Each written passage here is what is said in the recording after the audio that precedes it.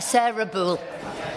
Thank you, Chair, and thank you to my honourable friend, the member for Hornchurch and Upminster, for securing this most important debate.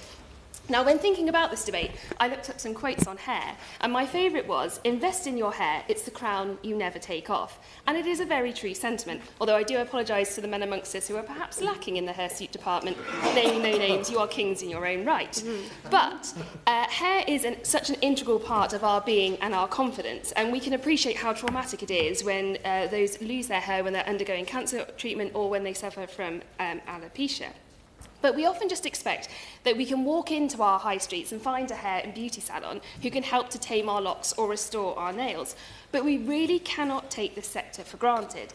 It is a sector which, according to the British Beauty Council and Oxford Economics, contributed £8.541 billion to the UK economy in 2023. A sector which supports the direct employment of over 224,000 people. Now, I have many excellent hair and beauty salons in South Northamptonshire, but it really pained me when both Defern Beauty in Brackley and the Beauty Works in Toaster met with me and explained how desperate the position is for the industry. And it is really heartbreaking to see them explain how their lifelong work is being eroded by this Chancellor. After NICs increases, business rate relief changes, they desperately need help. Now, one of their asks is for a review of the VAT position, which will in turn help not only to save businesses, raise revenue for the Exchequer, but also save apprenticeships.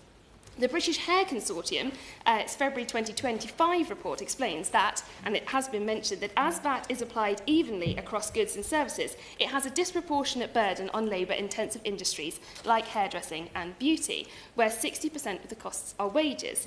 Unable to reclaim the VAT on their primary cost, which is people, there is now a distorted market and competition between VAT-registered and non-registered businesses, incentivising VAT avoidance tactics such as bunching, disaggregation and disguised employment. We should not be surprised with the rise in cash-only salons and should think carefully about what that means in practice. They also are calling to have a mandatory register of all hairdressing professionals, because without a register, VAT avoidance and disguised employment will continue unchecked, costing the Treasury billions, whilst putting responsible businesses at a disadvantage. My businesses also pride themselves on taking apprentices and bringing the next generation along. But my fear is, as the British Hair Consortium also believes, apprenticeship starts are set to reach zero by 2027, which contravenes the government's objective to reduce inactivity amongst 18 to 21-year-olds. These businesses simply cannot afford to take on the next generation, and this is stifling the industry in the long term. I implore the government to engage with this industry and take immediate action. Hair is a beautiful form of self-expression. Where will we be left without it? Thank you.